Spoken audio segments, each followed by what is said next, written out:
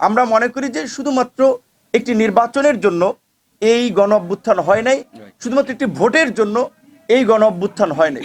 রাষ্ট্র পুনর্গঠন, রাষ্ট্র সংস্কার এবং রাষ্ট্র মেরামতের মাধ্যমে একটি গণতান্ত্রিক, মানবিক এবং জন আকাঙ্ক্ষার বাংলাদেশ বিনির্মাণের জায়গা থেকে এই গণ অভ্যুত্থান হয়েছে। কাজেই সেই জন আকাঙ্ক্ষার বাংলাদেশ বিনির্মাণে রাষ্ট্র সংস্কার অনিবার্য হয়ে উঠেছে। সংস্কার কমিশনগুলো তাদের প্রস্তাবনা দিয়েছে।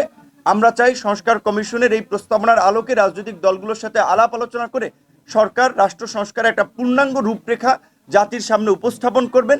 সেইটার অধিকাংশ বাস্তবায়নের পরেই তারা নির্বাচনের পথে হাঁটবেন। এবং ইতিমধ্যেই আপনারা দেখেছেন যে স্থানীয় সরকারের, বিশেষ করে ফ্যাসিস্ট সরকারের আমলে বিতর্কিত নির্বাচনে যারা জনপ্রতিনিধি হয়েছেন তাদেরকে অপসারণ করা হয়েছে। এই বিতর্কিত নির্বাচনে জনপ্রতিনিধিদেরকে অপসারণের ফলে এখন আর স্থানীয় সরকারে জনপ্রতিনিধি নাই, যার ফলে স্থানীয় সরকারের কার্যক্রম কার্যত স্থবির, জনগণ একটা ভোগান্তির শিকার হচ্ছে। তাই আমরা দ্রুত বর্তমান সরকারের কার্যক্রমে গতি আনার জন্য, সরকারকে গতিশীল করার জন্য জাতীয় নির্বাচনের আগে স্থানীয় নির্বাচন করার আহ্বান জানাচ্ছি। জাতীয় নির্বাচনের আগে যদি স্থানীয় নির্বাচন হয়, এই নির্বাচন হবে বাংলাদেশের ইতিহাসে সবচেয়ে গ্রহণযোগ্য, সবচেয়ে মডেল স্থানীয় সরকার নির্বাচন।